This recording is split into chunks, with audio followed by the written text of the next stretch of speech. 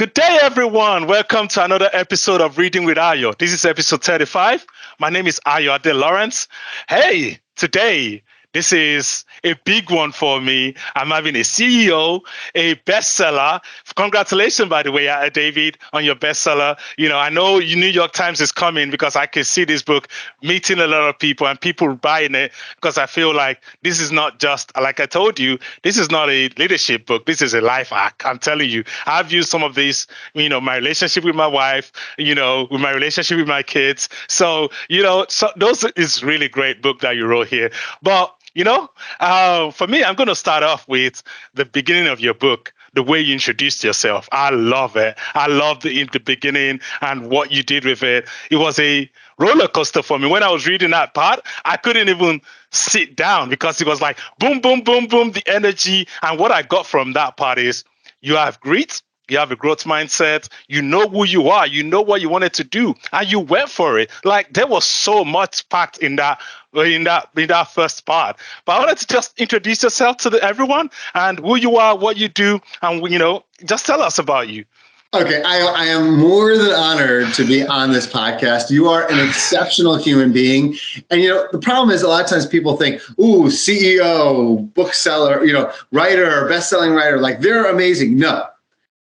People, like real people, are amazing. You are like amazing for what you're doing and how you're helping to impact so many people. So thank you for everything you do. Okay, a little bit about myself.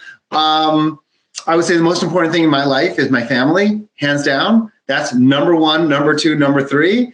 And you everything in business, everything in work is to help to create as good an environment and a great experience for your family.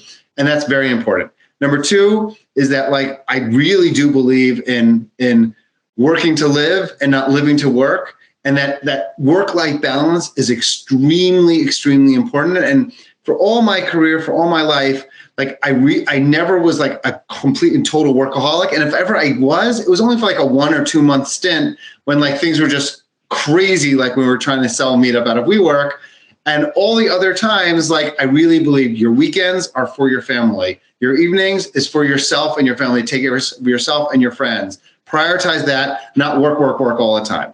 Okay, so in terms of myself, professionally, I was very fortunate, very lucky to be an early employee in one of the biggest internet companies that was ever started in the late 1990s during the internet bubble called DoubleClick. DoubleClick powered advertising on the internet. It ended up being acquired by Google for $3 billion, and I was one of the earliest employees over there. I ended up meeting a number of people who became my mentors, and so much of my life is a result of the mentors and the people that I met in my life to be able to learn from.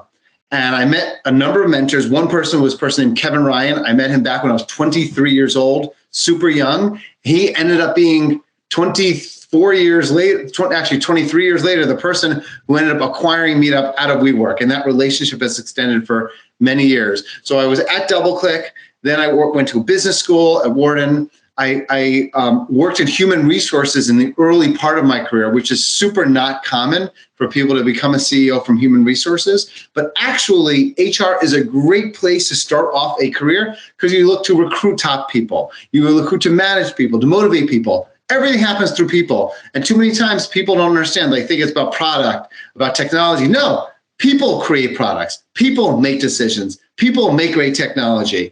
So it's all about the people. So as a CEO or as a leader, understanding that everything happens because of great people. I learned that early in my career. Then I worked for a number of different companies, a pharmacy chain called Duane Reade, which is a big chain in New York. Then I became president of and then I worked for 1-800-Flowers, make people happy, give them flowers, great thing to do.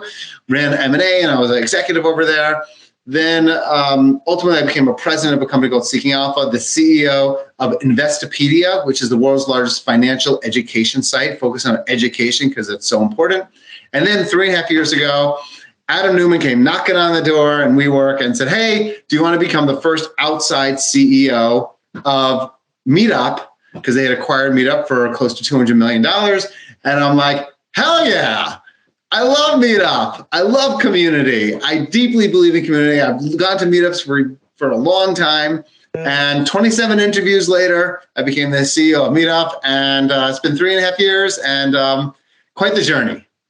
I actually use Meetup for my soccer. Like, when I wanted to look for soccer, right, within our teams, I actually do a lot of pickup games when I travel on Meetup, and also I have a soccer team called Synchoraj Soccer Meetup. So if you want to go look for it, that's a very good team. So I use it for soccer. Dude, I love that. One of the things that I always tell people is that when you're traveling, like you can do traveling and go to like the typical touristy destinations and like see the Eiffel Tower, great. But you know what? If I'm going to France and going to Paris, I want to play soccer or football, as they say. I want to play football and people in France. Like I don't want to just like see the touristy stuff. The best thing you could do when traveling is to meet people who actually like live there. I was in Venice during the pandemic a year ago, and I was like, I don't want to do all this touristy stuff. So I like went on my Meetup app. And I'm like, I wonder what's happening. And I saw like, oh my God, and an hour from now, there's going to be a Meetup running group.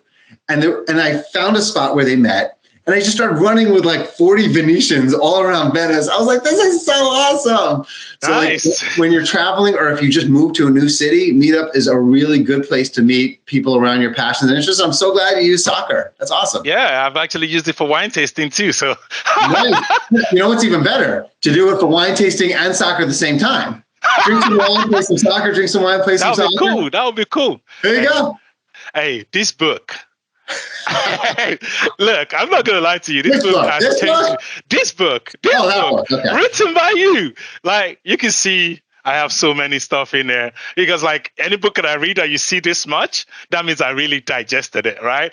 I can look from my perspective. I can tell you why you wrote this book, and I'm gonna try, and then you tell me if I'm right or wrong, right? I think you wrote this book because you wanted to impact yourself and then in the meantime impact others, but like because like I can feel your passion. I think you just blurred everything inside of you out inside this book, like because I didn't see any research in this. This was you just telling your story, using storytelling to tell your story and use it to impact you.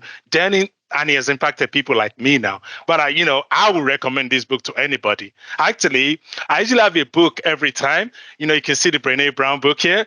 Like, this is going to change to that. It's like, this is the book that's going to go there next now. So, but let me you tell me why you wrote it. Okay. So I actually do believe that everyone could benefit from going to therapy.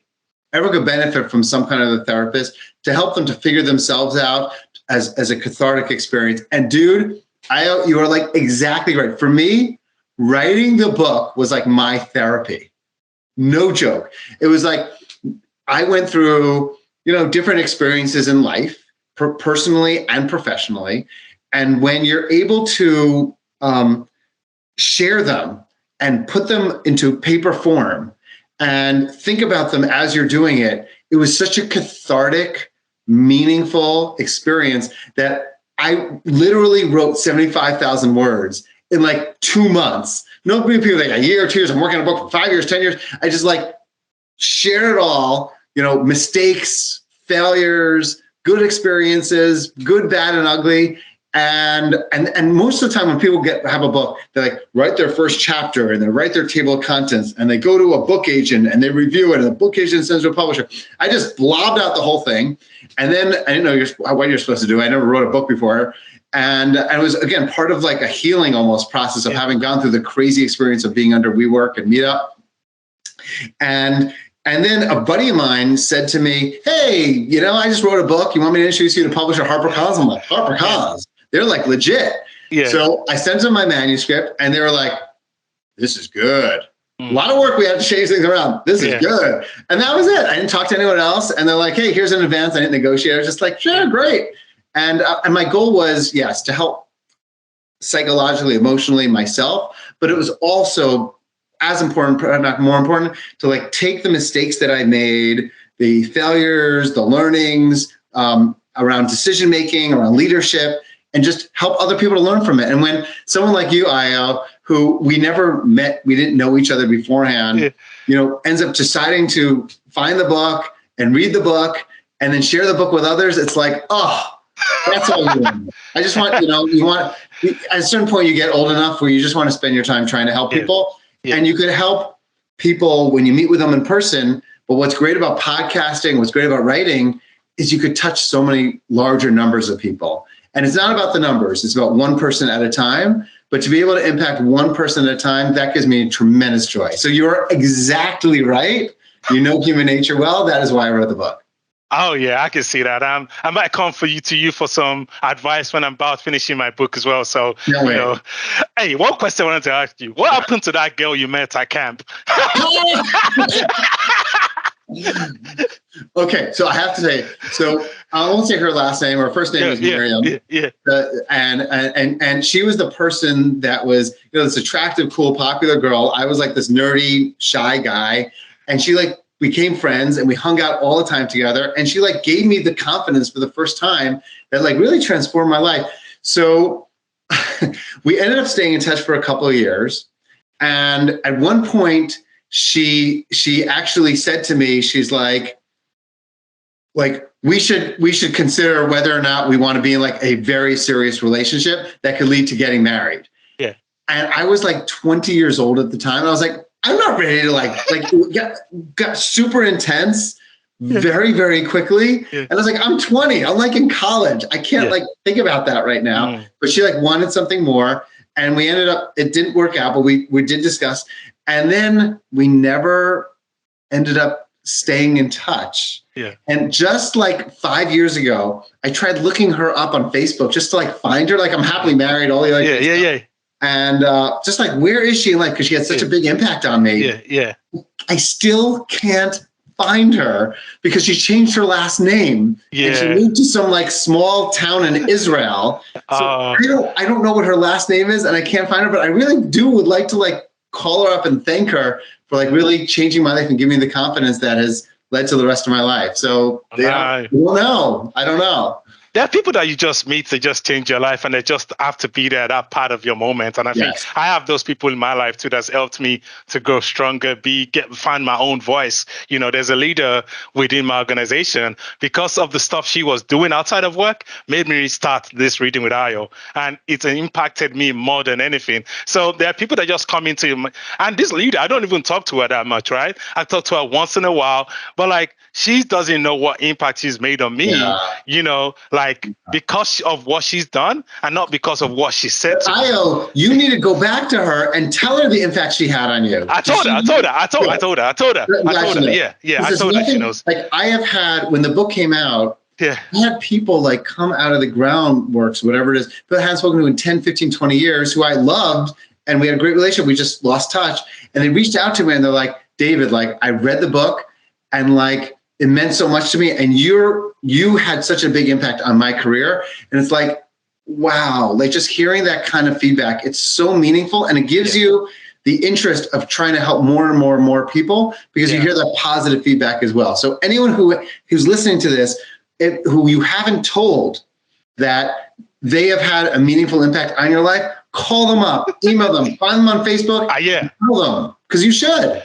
There's something I'm actually doing right now. It's called giving people their flowers. So every month I actually learned it from Nas. I'm a very big into rap. Nas said something in his new song, EPMD, that you don't give people their flowers to smell where they're alive. We usually do it when they're in their funerals and their birthdays. We don't give it to them while they're alive. So what I do once a month now is actually record a video and send it to the person alone. And I call it giving you your flowers. That's something I'm trying to do now. You are amazing. And I just have to say, one thing that's becoming more popular, which you're going to find interesting, Ayo, is that more and more people are having what's called live funerals. What do I mean? Before they die, while they're still there, they actually will organize like a funeral and a eulogy while they're still able to appreciate it, because like it's nice to hear these amazing things that how you impacted people's lives. So it's actually like a thing that people are doing. Like before they, why should people not be able to hear the amazing eulogies that have happened? And then after they die, they're like, we already talked about this. Because like, it doesn't matter as much anymore. So anyway, it's something for people to think about doing at some point.